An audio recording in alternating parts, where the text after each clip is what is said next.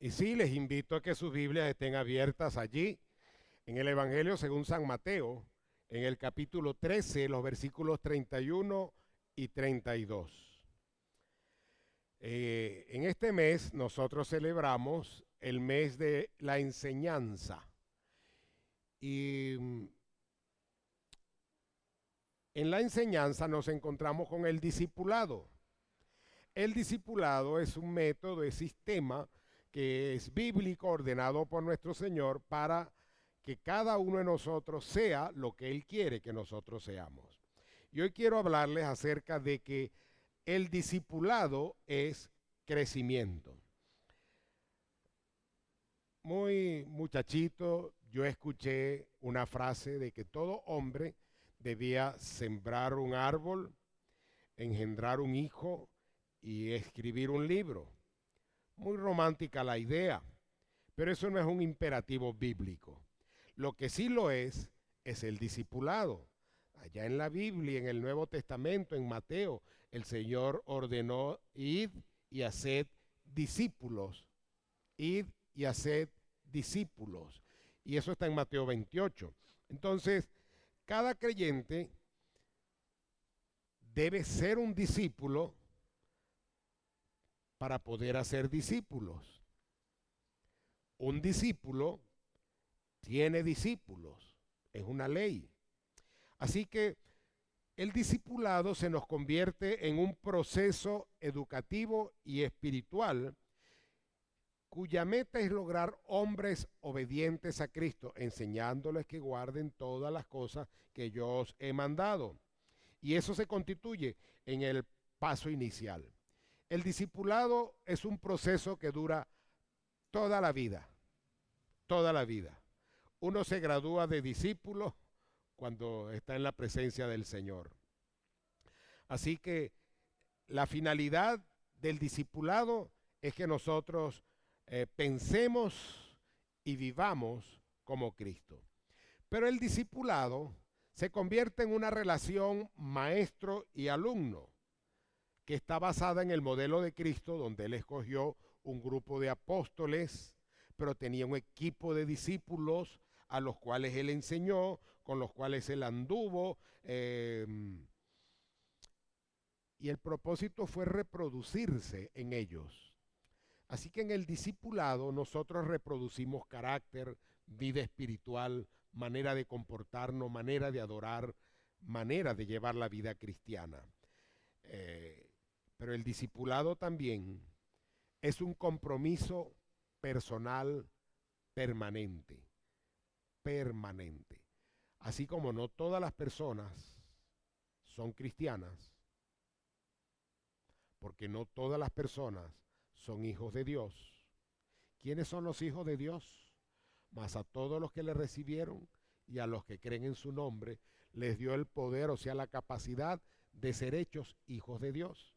Y al ser hechos hijos de Dios, entonces nosotros entramos en ese proceso discipular, pero se necesita un compromiso de nuestra parte para mantenernos, para estar allí, para aprender, para seguir, para andar bajo el control de la palabra de Dios, bajo la dirección del Espíritu Santo. El discipulado se da en diferentes órdenes que a su vez coexisten entre ellas. Es espontáneo. Yo cuando estoy predicando acá, ejerzo un discipulado espontáneo, porque ustedes son público cautivo, que me escuchan, que de repente aprenden cómo digo las cosas, cómo puedo dividir las cosas, y pueden hasta copiar frases que yo pueda decir. Eso es espontáneo. Hay un discipulado que es capacitador, es el que se da en talleres, como los que están allá en la ruta de crecimiento, en cualquier otro taller que aquí se haga, que lleva como propósito que nosotros podamos aprender para manejarnos en las diferentes áreas de la vida de la iglesia. Hay un discipulado que es progresivo. Esto es un discipulado en el cual hay seguimiento y hay apoyo. Nuestro Señor Jesucristo escogió 12 personas con quienes estuvo, ¿cuánto tiempo? 3 años. O sea, Él hizo seguimiento, Él dio apoyo, Él dio enseñanza. compartió con ellos, hubo una enseñanza constante y él solo fue el discipulador. Así que hoy vamos a hablar acerca de la estrategia que fue dejada por Jesucristo para cumplir la gran comisión, y esto es el discipulado. Y vamos a decir que el discipulado consiste en crecimiento, y crecimiento es multiplicación, es transformación, es fructificación y es intencionalidad. 4 cosas. En primer lugar, el crecimiento es multiplicación. Jesucristo lo poco lo hizo mucho. El reino de los cielos es semejante al grano de mostaza, que es la más pequeña de todas las semillas, pero cuando ha crecido es la mayor de las hortalizas. Yo en algún lugar de mi casa escondí unas semillas de mostaza. Son mínimas.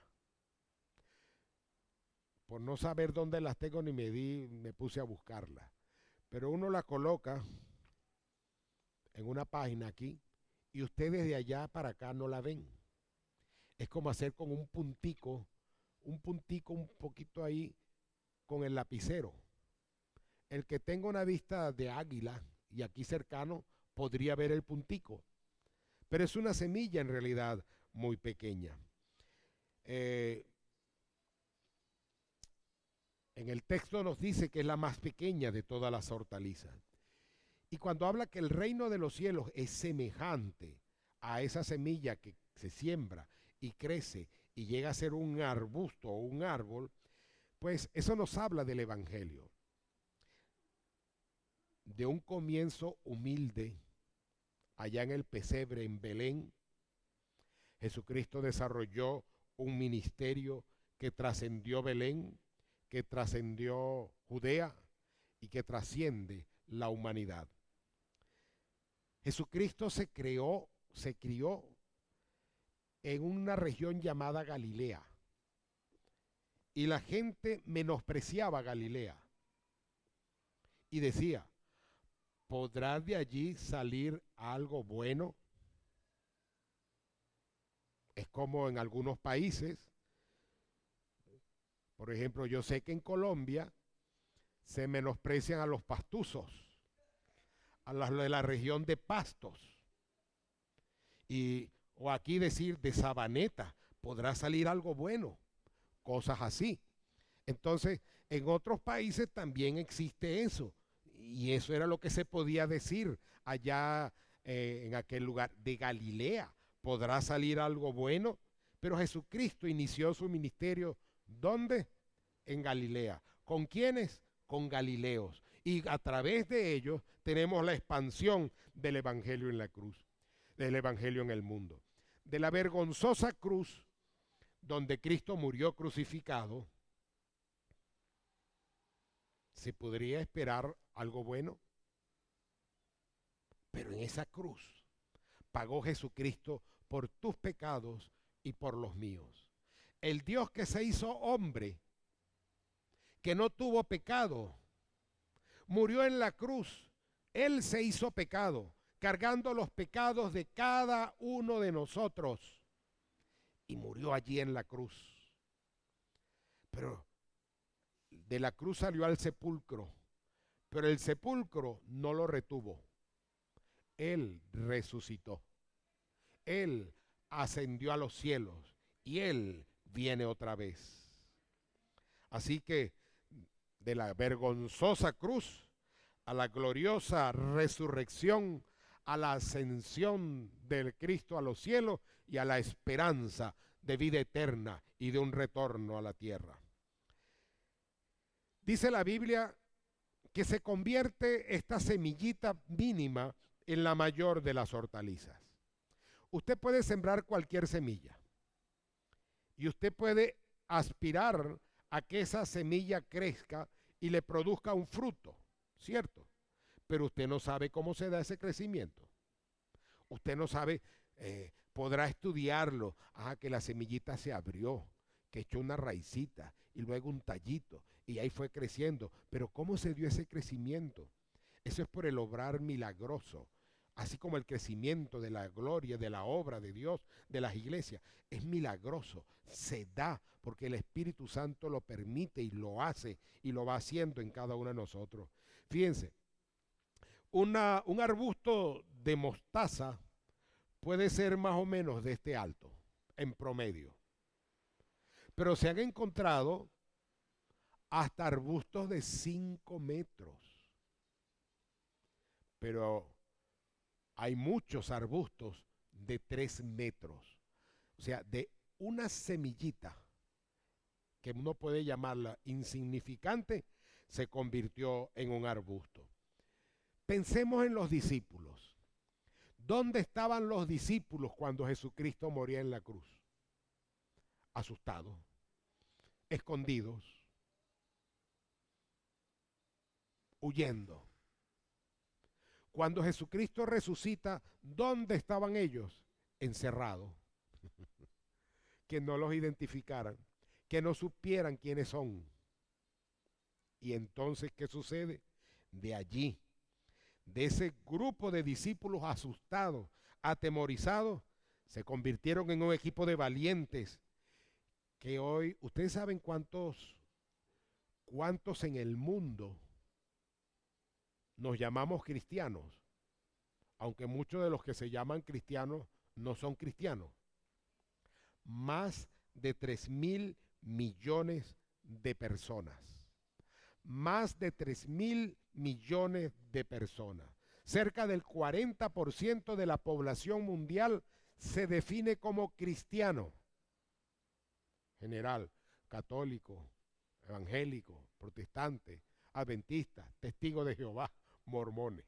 Hay uno ahí que limpiar entonces para ver dónde está el verdadero cristianismo. Pero lo que quiero decirle es que hay más de 3.000 millones de personas que hoy se identifican como cristianos en el mundo. Y el Señor Jesucristo sí dijo a aquel grupo pequeño de personas que le seguían allá en Lucas 12:32, no temáis, manada pequeña, porque a vuestro Padre le ha placido daros el reino. No temamos pensando que somos pocos o que el trabajo es mucho, porque el Señor le ha placido darnos el reino y le ha placido guiarnos a la conquista de un mundo que tenemos por delante. El cristianismo ha sido clasificado como la religión con más seguidores en el mundo, pero no es la religión que más está creciendo en el mundo. ¿Saben ustedes cuál es la religión que más está creciendo en el mundo? El Islam. El Islam. Somos más que los del Islam, pero estamos creciendo menos que ellos. Jesucristo, Él obra de manera milagrosa según sus propósitos para hacer crecer su obra. ¿Recuerdan la multiplicación de los panes y los peces? Eso está allá en Mateo 14, 13 al 21. Él le pidió a los discípulos que le dieran de comer a una multitud que allí había. Y le dijeron, no tenemos plata para alimentar esa multitud. Lo que hay aquí son 5 sardinitas y 2 pancitos de banquete. Y entonces el Señor tomó eso en sus manos, lo partió, lo compartió, y con ellos se alimentaron 5.000 hombres, sin contar las mujeres ni los niños. Y sobraron 12 cestas llenas de alimentos. Pero el primer milagro que se nombra de él fue la conversión del agua en vino. En un lugar allá, según Juan 2, 1 al 12, él pidió llenen esas tinajas de agua y se convirtió en un vino, y no en un vino barato, no en un vino de mala calidad, sino en un buen vino que el maestresala, la persona encargada de probar la calidad y de distribuir ese vino, dijo, esta gente está loca. Siempre el mal vino se da de último Pero aquí el mejor vino se reservó para lo último, porque fue el milagro que hizo Jesucristo. Él puede obrar milagros de multiplicación para sus propósitos. Cuando uno en realidad quiere hacer la obra de Dios, lance la semilla y el Señor se encargará de hacerla crecer. Yo recuerdo un joven que llegó aquí un día ebrio, borracho. Él dice que él no prestó atención al culto ni nada, pero en aquel momento nosotros entregábamos un folleto, un boletín, y él se llevó ese boletín a su casa. Ese boletín lo hizo pensar allá cuando él estaba sobrio. Y luego de estar sobrio, vino a la oficina pastoral. Ahí recibió a Cristo. Luego me llevó la novia a mi casa y ahí la novia recibió a Cristo. Y los bauticé a los dos. Y los dos se casaron y yo oficié la boda. Y en este templo presenté sus niños. Y llegaron a tener cargos en la iglesia de importancia hasta que se fueron del país. Siembre y dejemos que el Espíritu Santo haga la obra. Así como no entendemos cómo una semillita se convierte en arbusto, tampoco entendemos cómo el Señor puede trabajar en la vida de alguien con algo que usted simplemente entrega, que usted da. Jesús necesita personas que estén dispuestas para seguirle y para obedecerle. Si no hubiese salido un niño diciendo, yo tengo cinco panes y 2 peces. Si no hubiese habido un discípulo que le hubiese dicho al Señor, este niñito cree que con 5 pancitos allí y 2 pececitos le vamos a dar de comida a todo esto. Pero él cumplió con decirle al Señor. Si no hubiesen existido aquellas personas que obedecieron a Jesucristo para echar el agua en las tinajas, no hubiesen ocurrido los milagros de los que estamos hablando. Así que se necesitan personas obedientes y dispuestas a seguir a Cristo. En segundo lugar, discipulado es transformación. Dice, versículo 32, la semilla se hace árbol. La semilla se hace árbol. Una de las cosas interesantes en la Biblia, dice el Señor que Él escogió a quien Él quiso, como un propósito. Dice, lo necio, lo vil, lo débil, lo menospreciado del mundo, lo escogió para hacerlo de valor, para hacerlo sabio, para hacerlo fuerte, para hacerlo importante al depender de Él. Él escogió personas y escoge personas para que estemos con Él, para que seamos capacitados y para que seamos enviados. Yo les voy a hacer un recordatorio. En el mes de enero nos comprometimos un lote aquí a ganar uno. ¿Se acuerdan? ¿Se acuerdan? ¿Cómo va su trabajo? Mi trabajo ya está aquí en este templo hoy. Ya yo cumplí mi meta. Yo alcancé uno, pero no me voy a conformar con uno. Ahora yo espero que ustedes me digan también, tan echón usted, pastor, diciendo que ganó uno y lo tiene aquí y aquí está. Pero usted tiene que decir, yo también gané uno. Acuérdense que en enero vamos a mostrar a quienes ganamos y a quienes ganamos. Fuimos obedientes. Estamos haciendo el propósito de Dios. Él nos dio autoridad para predicar. Y a los apóstoles les dio también autoridad para predicar, para sanar, para echar fuera demonios. Dice la Biblia en Marcos 3, 14 y 15. Y estableció a 12 para que estuviesen con él, motivo primero. Y para enviarlos a predicar, motivo segundo. Y para que tuviesen autoridad, motivo tercero. Para sanar enfermedades y para echar fuera demonios. Envió luego 70 como precursores para que anunciaran que él iba, para que fueran delante de él. Y hoy nosotros somos como esos 70 precursores para anunciar que Cristo viene y para anunciar que él trae bendición para otros. Lucas 10, 1 al 2. Después de estas cosas, designó el Señor también a otros 70, a quienes envió de dos en dos delante de él a toda ciudad y lugar donde él había de ir.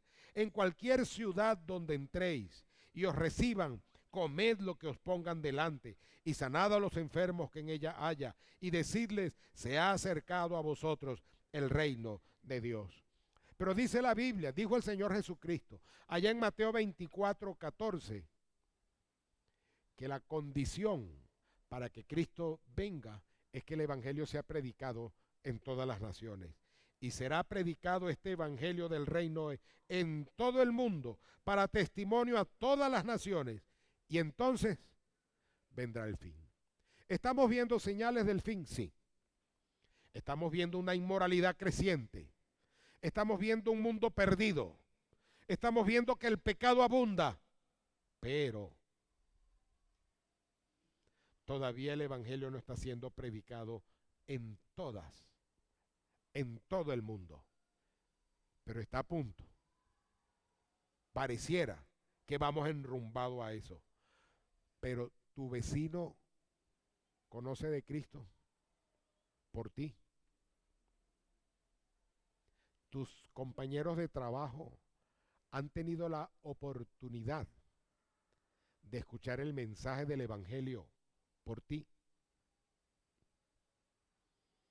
Entonces, si no estamos cumpliendo con el mundo que está cercano, menos cumpliremos con el mundo al que no podemos llegar.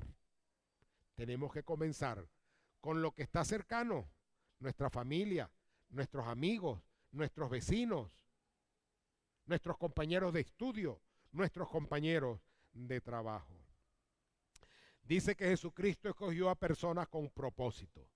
Allá en 1 Corintios 1, 27 al 28 dice, sino que lo necio del mundo escogió Dios para avergonzar a los sabios, y lo débil del mundo escogió Dios para avergonzar a lo fuerte, y lo vil del mundo y lo menospreciado escogió Dios, y lo que no es, para deshacer lo que es. Podemos llevar vidas que no generen impacto, vidas insignificantes.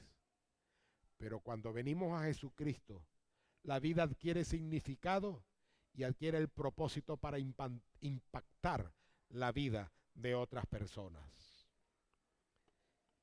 Transformación, crecimiento es transformación, les he dicho. Y transformación son vidas con cambios evidentes. ¿Qué cambios hay en tu vida? ¿Qué cambios puedes mostrarles tú a las personas de que Cristo está en tu vida y que tú eres diferente?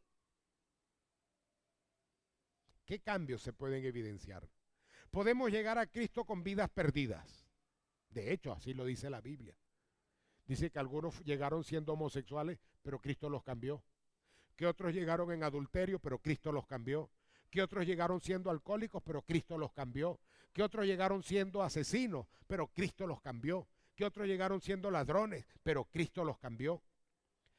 Si nosotros hemos experimentado la obra transformadora de Cristo en nuestras vidas, entonces hay cambios que evidenciar y que mostrar. 1 Corintios 6, 9 al 11.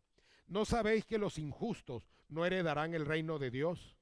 No erréis, ni los fornicarios, ni los idólatras, ni los adúlteros, ni los afeminados, ni los que se echan con varones, ni los ladrones, ni los avaros, ni los borrachos, ni los maldicientes, ni los estafadores heredarán el reino de Dios. Pero les dice, y esto erais algunos, mas ya habéis sido lavados, ya habéis sido santificados, ya habéis sido justificados en el nombre del Señor Jesús y por el Espíritu de nuestro Dios. Y no se puede vivir igual que antes. Si en verdad nosotros estamos en Cristo, entonces nosotros mostraremos al mundo que tenemos una vida nueva, una vida diferente, una vida superior, una vida mejor, que ya no es la vida que ellos conocieron de pecado o de perdición, sino que Cristo ha limpiado, ha obrado en nuestra vida y nos ha hecho mejores personas. Dice 2 Corintios 5:17. De modo que si alguno está en Cristo, nueva criatura es. Las cosas viejas pasaron. He aquí todas son hechas nuevas. En tercer lugar, crecimiento es fructificación. Cristo convirtió la manada pequeña en una manada grande, de 12 a más de 3.000 millones. Dice el versículo 32, de tal manera que cuando el árbol crece, vienen las aves del cielo y hacen nidos en sus ramas. O sea que ofrece utilidad. Creció y alberga aves, pueden hacer nidos y su fruto puede ser de bendición para esas aves. De 12 apóstoles a millones de discípulos en el mundo. Pero ¿cómo inicia? Inicia con que Jesucristo busca, atrae y llama a una persona. Mateo 4, 17 al 22. Desde entonces comenzó Jesús a predicar y a decir, arrepentíos porque el reino de los cielos se ha acercado. Andando Jesús junto al mar de Galilea, vio a dos hermanos, a Simón llamado Pedro y a Andrés su hermano, que echaban la red en el mar, porque eran pescadores. Y les dijo, venid en pos de mí, y os haré pescadores de hombres. Interesante lo que viene. Ellos entonces, dejando al instante las redes, su equipo de trabajo, le siguieron. Y el pasaje dice más adelante que luego encontró a otros, a Jacobo y a Juan, que estaban remendando las redes con su padre en la barca, y también los llamó. Y ellos también dejaron todo al instante y le siguieron. Y le siguieron. Aquí hay cosas. Cristo te ve y Cristo te está llamando hoy, porque Él quiere que hoy dejes tu vida, las cosas que a Él no le agradan, que las pongas en sus manos y que tomes la decisión para seguirle. Los llamados imitan a Jesús y se multiplican. Dice Hechos 6:7, y crecía la palabra del Señor y el número de discípulos se multiplicaba grandemente en Jerusalén. Y también muchos de los sacerdotes obedecían a la fe. Fíjense, cuando Jesucristo comienza su ministerio, hubo un hombre que en el pasaje anterior se nombraba, llamado Andrés, que buscó a su hermano Pedro y lo llevó a Jesús, a que lo conociera. Luego Jesús los llama. Pero hubo otro hombre que cuando el apóstol Pablo, en el camino donde él iba, se encontró con Jesucristo y él quedó ciego. Y Dios usó a otro hombre llamado Ananías. Y Ananías, asustado porque sabía quién era Pablo, pero él llegó a donde Pablo para presentarle el evangelio tal cual era y para que Pablo recobrara la vista. Pero hubo otro hombre llamado Bernabé, quien él se acerca a Pablo y se convierte en el discipulador de Pablo. Fíjense, Pablo tuvo un encuentro con Jesús y Pablo tuvo un discipulador inicial llamado Ananías, pero tuvo otro discipulador que yo lo llamo ministerial, que es Bernabé. Y dice la Biblia que ellos ministraban en la iglesia de Antioquía, pero de allí los sacó y Bernabé y Pablo fueron al primer viaje misionero. Y Pablo se convirtió luego en estrella, pero él llevaba a su discipulador y él superó a su maestro. Encontramos en la Biblia que Pablo fue el maestro de Timoteo, el discipulador de Tito, de Priscila, de Aquila, de Silas y de muchos otros en la Biblia. Y encontramos luego que Aquila y Priscila tomaron a un hombre llamado Apolos y lo enseñaron en el camino, le mostraron correctamente el camino. Ellos se convirtieron en sus discipuladores. Lo que quiero dejar claro es que Dios puede transformar lo que nosotros consideramos pequeño e insignificante y cambiarlo para bendición de muchos y para gloria de su nombre. Vuelvo al pasaje de Lucas 12, 32 al 34. No temáis manada pequeña, porque a vuestro Padre le ha placido daros el reino. Vended lo que poseáis, dad limosna, haceos bolsas que no se envejezcan, tesoros en los cielos que no se agoten, donde ladrón no llega, ni polilla destruye, porque donde esté vuestro tesoro, allí estará vuestro corazón. El secreto de ese crecimiento, de esa fructificación, es depender de Cristo. Depender de Cristo. Dice Juan 15, 5 al 8. Yo soy la vid, como decir el árbol, y vosotros los pámpanos, las ramas. El que permanece en mí, dice, en Jesucristo, no en Pedro, no en Pablo, no en Mateo, no en Lucas, no en María Magdalena, ni en nadie. El que permanece en mí y yo en él, este lleva mucho fruto, porque separados de mí, nada podéis hacer. El que en mí no permanece será echado fuera como pámpano, como rama, y se secará. Y los recogen y los echan en el fuego y arden. Si permanecéis en mí y mis palabras permanecen en vosotros, pedid todo lo que queréis, y os será hecho.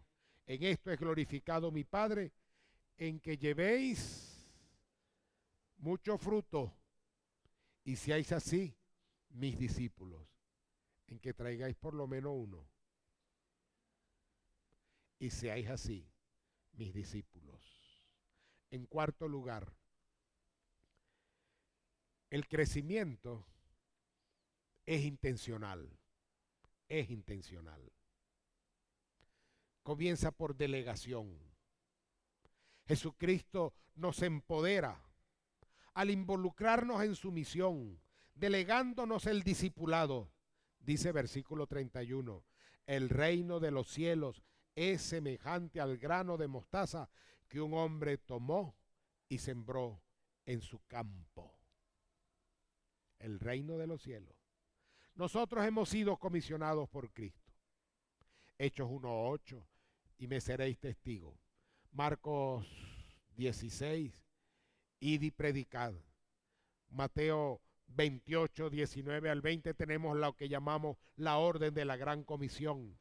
Por tanto, id y haced discípulos a todas las naciones, bautizándolos en el nombre del Padre, del Hijo y del Espíritu Santo, enseñándoles que guarden todas las cosas que os he mandado, y he aquí yo estoy con vosotros todos los días hasta el fin del mundo. Amén. Debemos testificar, debemos compartir el Evangelio, debemos decirle a las personas que crean en Cristo, porque las personas nos vean y vean que somos diferentes, no van a salvarse. Tienen que conocer que Cristo murió por ellos, tienen que conocer que son pecadores, tienen que reconocer que necesitan a Cristo, tienen que reconocer que Dios es santo y que ellos son pecadores, tienen que pedir perdón de pecados, tienen que abrir sus vidas a Cristo y decirle, yo te recibo, yo me entrego a ti. Y entonces Cristo cambia la vida y comienza el proceso del discipulado. Debemos testificar, hablar. Mateo 1:8. pero recibiréis poder cuando haya venido sobre vosotros el Espíritu Santo, y me seréis testigos en Jerusalén, en Judea, en Samaria y hasta lo último de la tierra. Nosotros deberíamos cruzar fronteras para predicar el Evangelio. Yo he predicado el Evangelio en varios países. He cruzado las fronteras. Lo he hecho de manera personal. Lo he hecho de manera pública. Y es una experiencia que vale la pena tener. ¿Qué frontera podemos cruzar aquí cerquita? ¿Ir algún día a los indígenas? ¿Por qué no? ¿O por qué no llevar el Evangelio a los chinos y los árabes de la 21? ¿Por qué no llevar el Evangelio? Ahora las panaderías son de árabes, pero todavía hay portugueses que tienen panadería. Y llegar a esos lugares y dar el Evangelio. Ahí estamos cruzando fronteras. Y son cosas que nosotros debemos aprovechar. Y tenemos el poder del Espíritu Santo si el Espíritu Santo está en nosotros. Ay, que me da miedo. Pero tienes el Espíritu Santo. Que no sé, pero tienes el Espíritu Santo.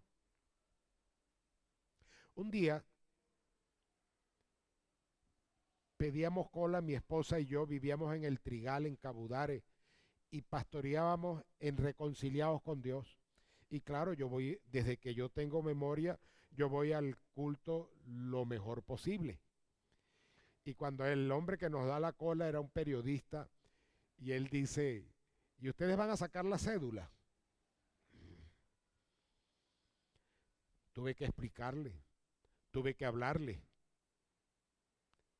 Resultó que un día paso frente a su casa y él me invita a entrar.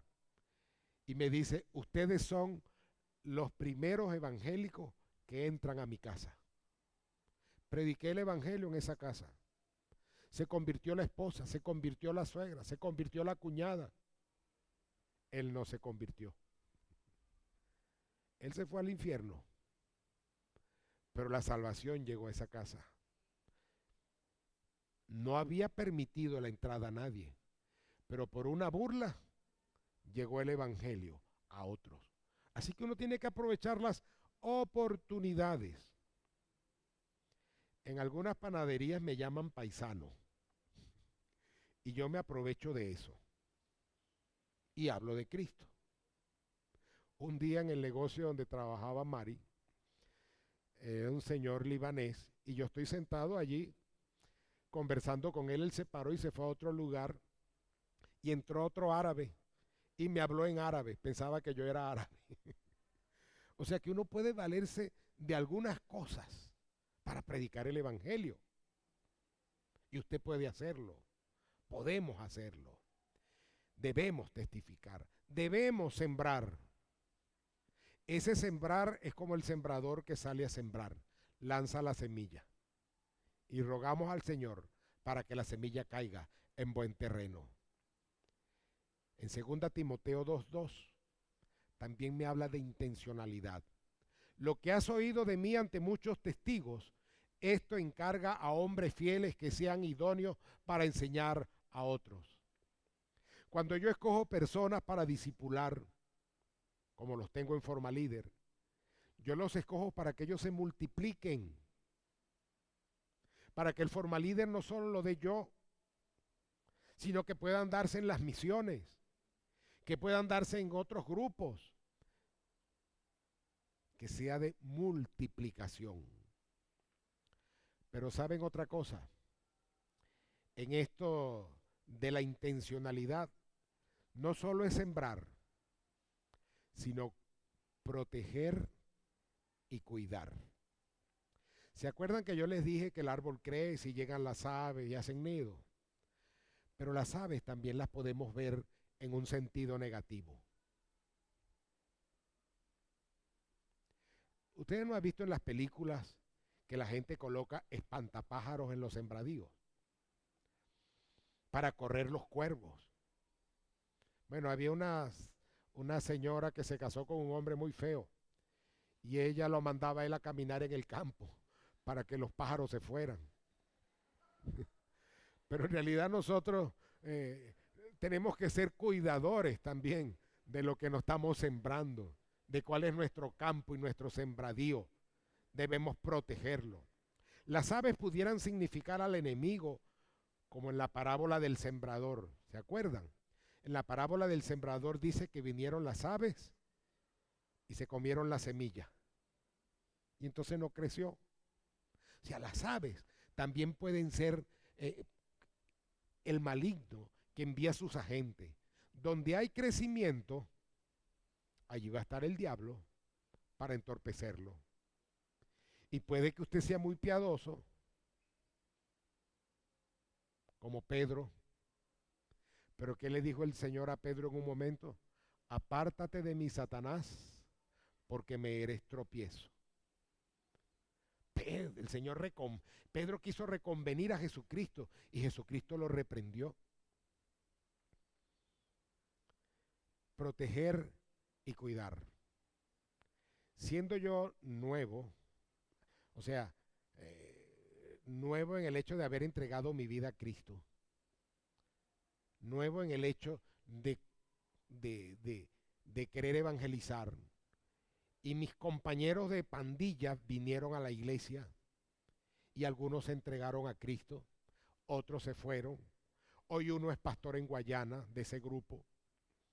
Pero otro de ellos, que era mi mejor amigo, lo llegaron a visitar los testigos de Jehová.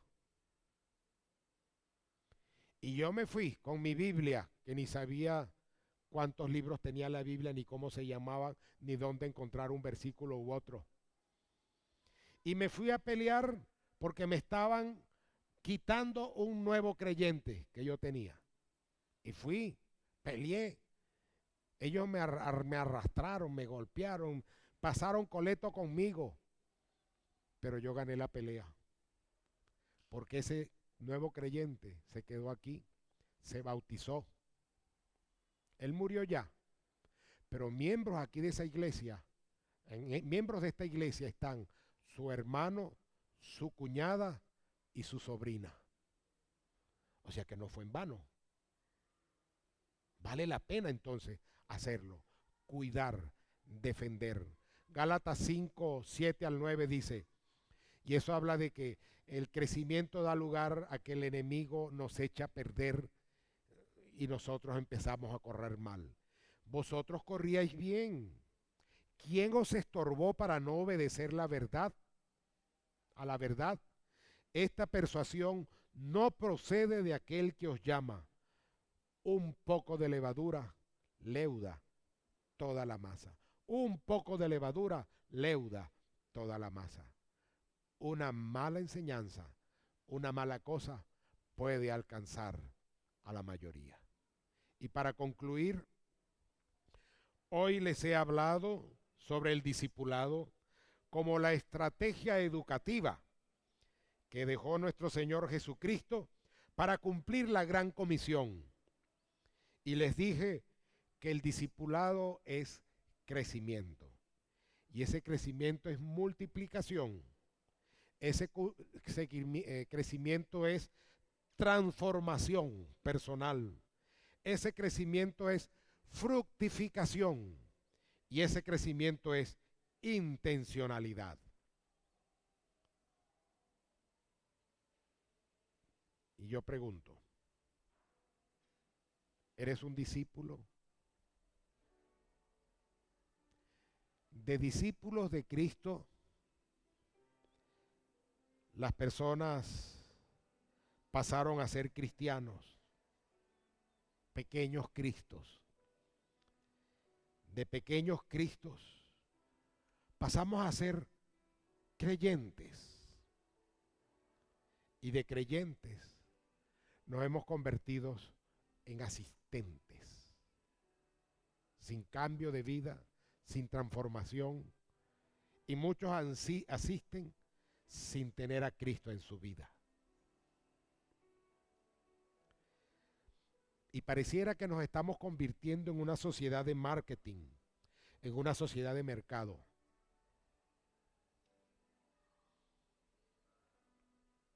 tanto para esto, tanto para aquello. Tenemos discipulado de sígueme, venga hermanos, inscríbase, $10, $20. Tenemos discipulado de cómo caerle bien a la gente, $20. Tenemos discipulado de cómo leer un libro en 2 días, $10. Y nos convertimos en un mercado muchas veces. No digo que la iglesia, pero estoy hablando que eso está pasando. Una sociedad de marketing y no una sociedad de discípulos. Pero una sociedad de discípulos está compuesta por discípulos que tienen discípulos, que lo que han oído de mí ante muchos testigos, eso encargan a hombres fieles que son idóneos para enseñar también a otros. Y se convierte en un crecimiento natural. Nuestro conserje, el hermano José Luis, es mi nieto espiritual. ¿Por qué es mi nieto espiritual? Porque yo evangelicé y discipulé al que lo evangelizó a él.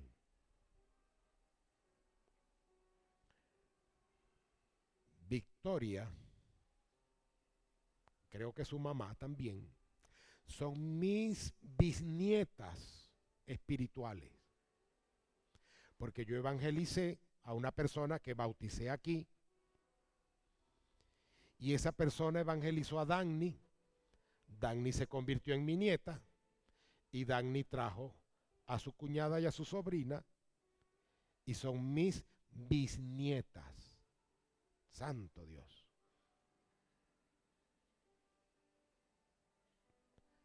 Y yo solo voy a preguntar, ¿dónde están tus hijos espirituales?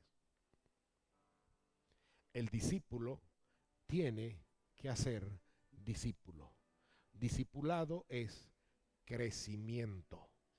No seamos alumnos, seamos discípulos. Amigo que nos visitas, tú no puedes ser discípulo si no has entregado tu vida a Cristo como Señor y Salvador. Tú no solamente necesitas ser discípulo, sino que necesitas ser salvo. Necesitas ser cristiano. Porque para ser discípulo debes ser cristiano. Y no eres cristiano porque te nombren cristiano. Eres cristiano si tú crees en Cristo como Señor y Salvador. Si tú te arrepientes de tus pecados creyendo, dice yo soy pecador y Dios es santo. Si tú le confiesas a Cristo, a Dios, tus pecados y le dices perdóname de mis pecados. Si tú reconoces que eres insuficiente para ser salvo y le dices Señor, sálvame. Y le dices te entrego mi vida. Me entrego a Cristo. Me entrego a Cristo. Recibo a Cristo como mi Señor y mi Salvador. En ese momento, la semilla como la de mostaza se siembra en tu vida. Y en ese momento comienza a crecer el arbusto que será luego de bendición. El discípulo que hará discípulos. Así que lo primero es lo primero. Para ser discípulo necesitas recibir a Cristo como tu Señor y tu Salvador personal. ¿Y Salvador de qué? Salvador de un castigo eterno.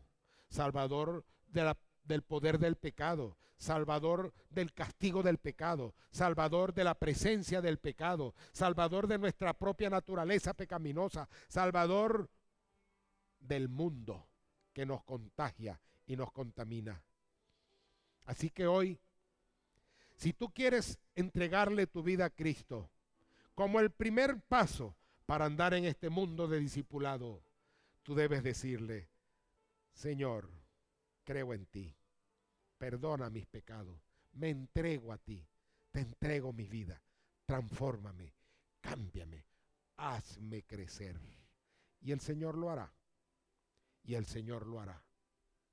¿Tú quieres recibir a Cristo como tu Señor y tu Salvador? Allí donde estás, inclina tu rostro, cierra tus ojos y repite las palabras que yo voy a decir. Yo voy a decir lo que ya te dije, pero te voy a guiar en la oración. Así que en tu mente puedes repetir conmigo. Repite, por favor. Padre Celestial, reconozco que tú eres Dios y te doy gracias porque me amas. Gracias porque Cristo murió por mí en la cruz del Calvario. Hoy, Señor, te pido perdón por mis pecados. Yo soy pecador. Tú conoces mis pecados. Perdóname, Señor. Transfórmame, límpiame. Yo hoy recibo a Cristo como mi Señor y mi Salvador personal. Le entrego mi vida. Transfórmame, oh Dios. Hazme la persona que tú quieres que yo sea. Yo quiero ser un discípulo de Cristo. Gracias por oír mi oración. Gracias por perdonar mis pecados. Gracias por hacerme tu hijo.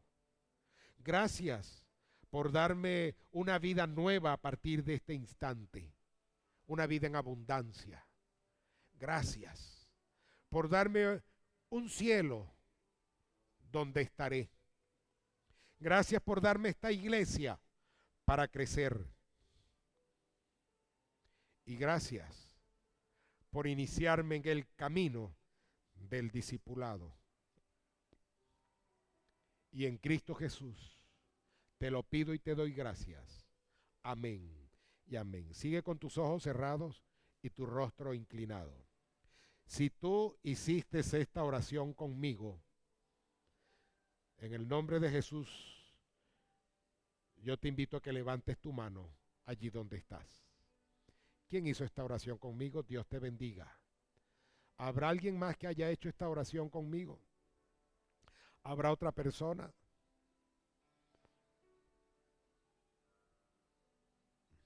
¿Habrá alguien más?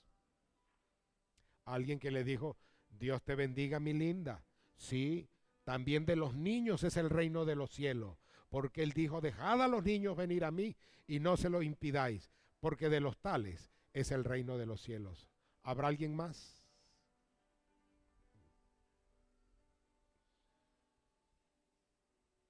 El Señor les bendiga. Ah, por allí también hay un joven que hizo su oración para recibir a Cristo. ¿Habrá otra persona? Esa preciosidad que está aquí de niña también necesita ser atendida. Entonces, una de los maestros de niños se le puede acercar para atender. Allí él está atendiendo, Jennifer. Pase para allí para que ella hable contigo. Entonces, hoy el Señor ha sido glorificado. Hoy hay fiesta en el cielo. Hoy hay nuevos discípulos. Hoy la semilla se ha sembrado y ha comenzado el proceso de crecimiento. Gracias te damos, oh Dios, por cada persona que hoy entregó su vida a Jesucristo. Gracias te damos, Señor, porque tú nos bendices, porque tú eres el todo para nuestras vidas. Quiero pedirte por cada una de estas personas, Señor, para que tú bendigas su vida, para que tú alejes las aves del cielo y los pedregales, para que la semilla pueda crecer, que no hayan espinos que ahoguen la semilla. Permite, oh Dios, que tú te manifiestes en su vida y que ellos conozcan el poder que tú das en sus vidas y que tengan la seguridad de ser ahora hijos de Dios. Y en Cristo Jesús te lo pido y te doy gracias. Amén y amén y amén.